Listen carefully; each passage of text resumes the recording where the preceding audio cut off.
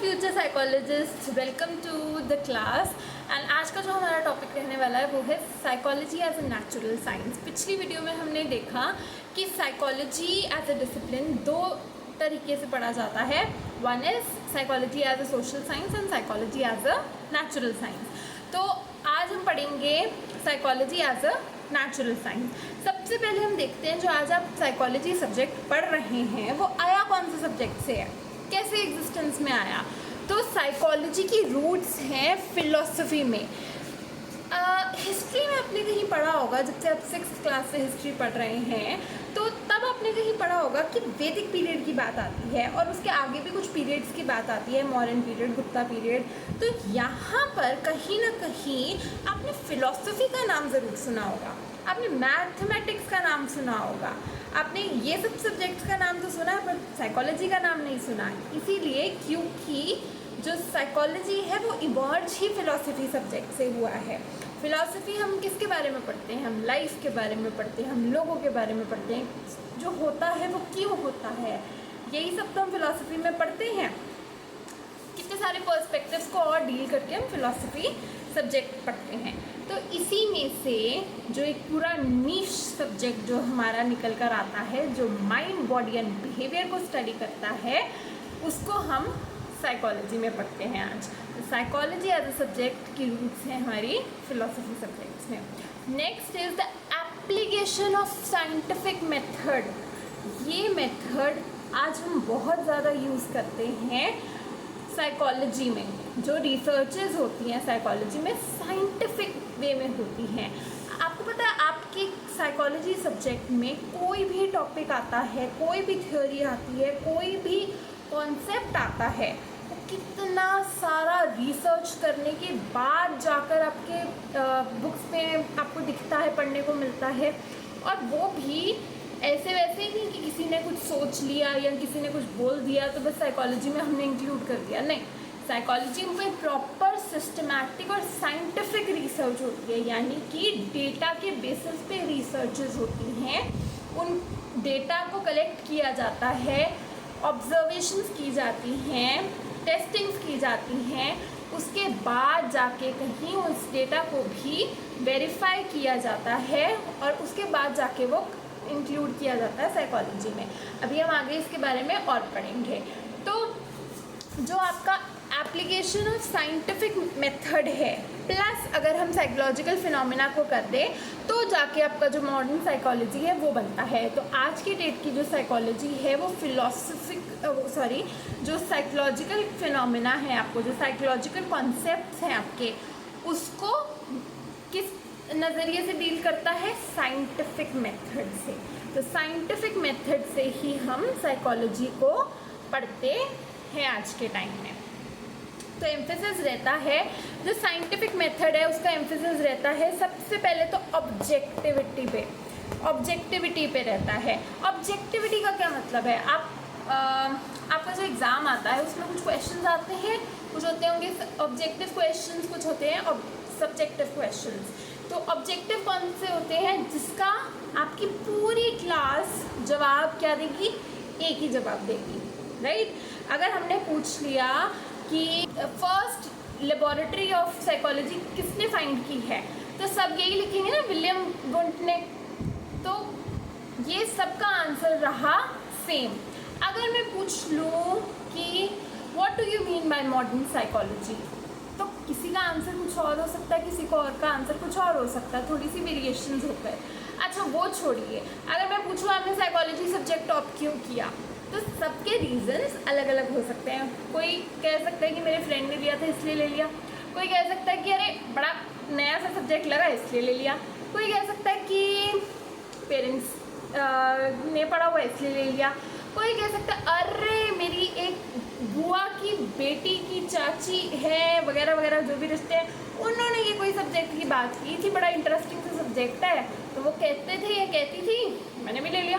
तो and number of वो हो सकते हैं रीजंस। और कोई एक्चुअल में साइकोलॉजी सब्जेक्ट के बारे में अपने बचपन से जानता आ रहा है और इसी फील्ड में कुछ करना चाहता है तो उसने वो ले लिया। तो ये हो गए सब्जेक्टिव आंसर्स। तो ऑब्जेक्टिविटी को साइंटिफिक मेथड में बहुत ज़्यादा एम्फेसाइज किया जाता है। ऑब्जेक्टिविटी अब आती कैसे है? ऑब्जेक्टिविटी आती है, नंबर 1, आपका कोई भी कॉन्सेप्ट है उसकी जो डेफिनेशन है उसके ऊपर कंसेंसस होना चाहिए। किसका? जो रिसर्चर्स कर रहे हैं, जो उनको वेरीफाई कर रहे हैं, राइट। एक इंसान की, मैंने बोला कि बोलने से या कहने से या सोचने से साइकोलॉजी की फील्ड में कुछ भी इंक्लूड नहीं कर देते हैं। बहुत सारी रिसर्चेस होती हैं और an number of researchers time and again उसको वेरीफाई करते रहते हैं, तभी तो आपके सब्जेक्ट में कुछ ना कुछ इंक्लूड रिड्यूस होता ही रहता है। तो एक कंसेंसस यानी कि एकजुटता होनी चाहिए है, तो जाकर हम मानते हैं कि ऑब्जेक्टिविटी है आपके सब्जेक्ट में, और तभी हम मानेंगे कि वो साइंटिफिक मेथड है। दूसरा, हम पढ़ते हैं साइंटिफिक मेथड को कि किस तरीके से मेजर किया जाता है। नाउ जब रिसर्चेस करनी होती हैं तो डेटा कलेक्शन की जाती है। अब जब डेटा कलेक्ट किया जाता है उसको टेस्ट करने का कोई तो तरीका होगा, है ना।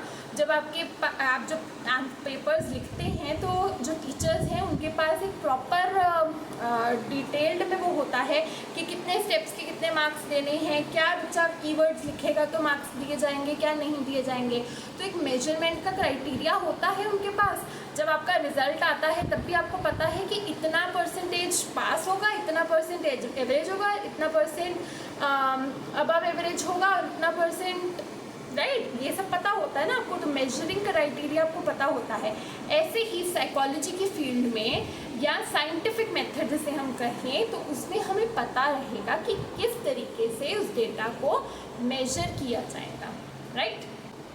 चलिए नेक्स्ट हम बात करते हैं अबाउट द इन्फ्लुएंस बाय डेस्क्रिटीज। अब डेस्क्रिटीज एक मैथमेटिशियन और फिजिसिस्ट दोनों थे।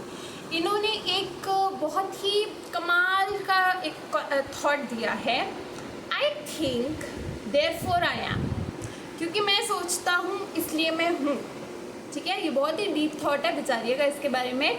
बट बेसिकली इनकी जो थियोरी है अबाउट डुअलिटी, डुअलिटी क्या, कॉन्सेप्ट ऑफ डुअलिटी इन्होंने दिया कि माइंड और बॉडी का कॉन्सेप्ट जो हमारे पास आता है, ठीक है, वो जो कंट्रीब्यूशन रही है वो डेस्क्रिटीज की रही है।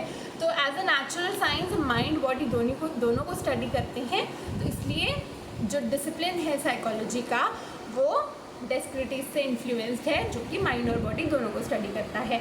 नेक्स्ट आता है फिजिक्स का इन्फ्लुएंस। फिजिक्स का सबसे बड़ा इन्फ्लुएंस आता है हाइपोथेटिको डिडक्टिव मॉडल कह लीजिए या हाइपोथेटिको डिडक्टिव रीजनिंग कह लीजिए।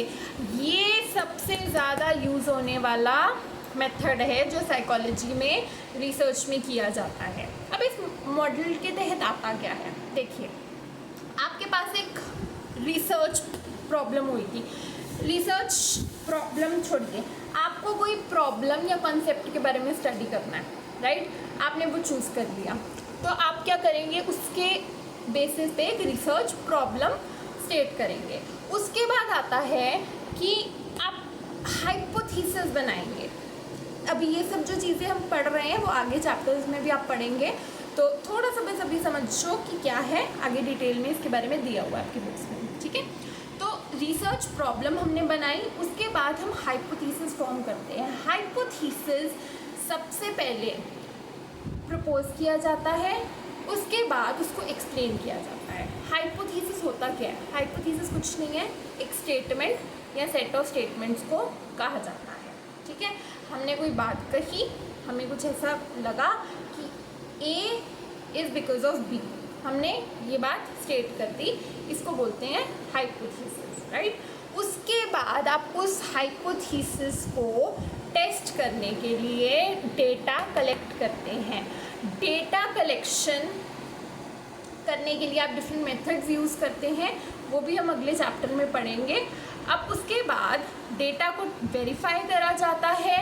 अगर वो ट्रू निकल गया, ठीक है, अगर वो टेस्टिंग ट्रू निकल गई, हाइपोथेसिस से मैच हो गया हमारी जो ऑब्जर्वेशन और डेटा कलेक्शन है, तो यानी कि उसको एक थ्योरी में फॉर्म कर लिया जाता है। अगर वो ट्रू नहीं निकला तो क्या होता है, वो वापस से ये पूरा का पूरा जो प्रोसेस है प्रॉब्लम स्टेटमेंट से स्टार्ट होता हुआ वापस से किया जाता है, राइट। अब साइकोलॉजिस्ट का मानना है कि ये जो प्रोसेस है, थ्योरी पे आके प्रॉब्लम स्टेटमेंट से प्रपोजिशंस पे आना, फिर उसके बाद थ्योरी एक फॉर्मुलेट होना, तभी हो सकता है कि हमारी जो साइंटिफिक एडवांसमेंट है वो हो सकती है। नेक्स्ट इज कि हम थ्योरी कहते किसे हैं। तो theory is a set of statements about a certain complex phenomenon explain with the help of interrelated propositions. जो आपने प्रोपोजिशंस दिए यानी कि जो आपने हाइपोथेसिस दिए हैं जो कि इंटररिलेटेड होते हैं, ठीक है, जब एक कोई फिनोमिनन इन बेसिस पे एक्सप्लेन किया जाता है with a set of statements, ठीक है, उसको हम एक थ्योरी बोलते हैं, राइट। अब साइकोलॉजिस्ट ने बहुत सारी थ्योरीज दी हैं, जैसे learning, memory, attention, perception, motivation, emotion, ये सारी जो थ्योरीज हैं ये सभी की सभी साइकोलॉजिस्ट ने यही हाइपोथेटिको डिडक्टिव रीजनिंग के मॉडल के बेसिस पे दी हैं। अब हम एक फिजिक्स में भी थ्योरी पढ़ते हैं जो बिग बैंग थ्योरी है, जिसको फॉर्मुलेट किया गया था कि यूनिवर्स कैसे फॉर्म हुआ वो जानने के लिए। तो ये फिज़िक्स से डिराइव हुआ थ्योरी है, और इसी के आगे जाते जाते हाइपोथेटिको डिडक्टिव मॉडल जो है वो हम थ्योरीज को डिराइव करने के लिए यूज़ करते हैं साइकोलॉजी। नेक्स्ट जो हम साइकोलॉजी में पढ़ते हैं एज ए नेचुरल साइंस वो है एवोल्यूशनरी पर्सपेक्टिव के बारे में। तो इन्फ्लुएंस रहता है साइकोलॉजी में एवोल्यूशनरी थ्योरी का या एवोल्यूशनरी अप्रोच का, जो कि हम बायोलॉजिकल साइंसेज में पढ़ते हैं।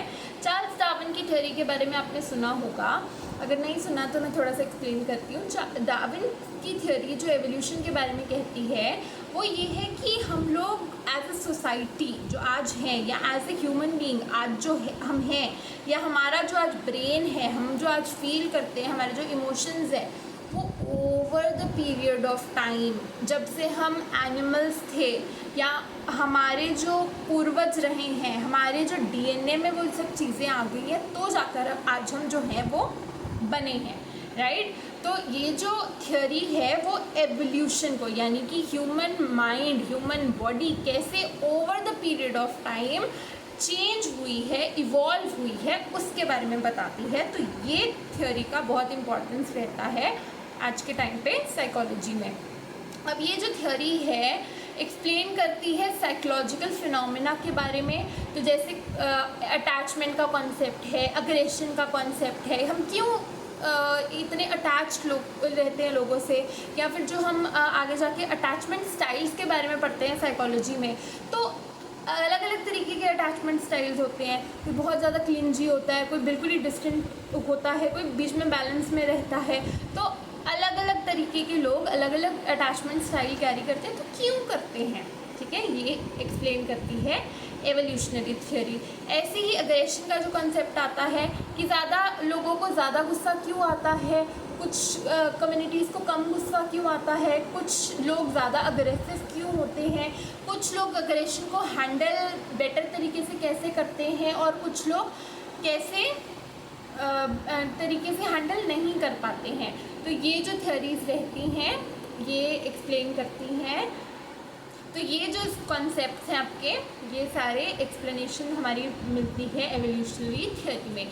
तो ये ओवरऑल था आपका psychology as a natural science. Basically natural science यानी कि जिसको हम फिज़िक्स, केमिस्ट्री, बायोलॉजी मानते हैं, या नेचर से डिराइव जो साइंस है, उन साइंसेस से कैसे आपका साइकोलॉजी सब्जेक्ट निकल कर आया है, या साइकोलॉजी सब्जेक्ट का कैसे इम्पैक्ट या इन्फ्लुएंस है इन साइंसेस का, वो हमने आज टॉपिक में कवर किया। So next topic will be about psychology as a social science. Do let me know if you have any doubts. Okay? Keep learning, keep growing.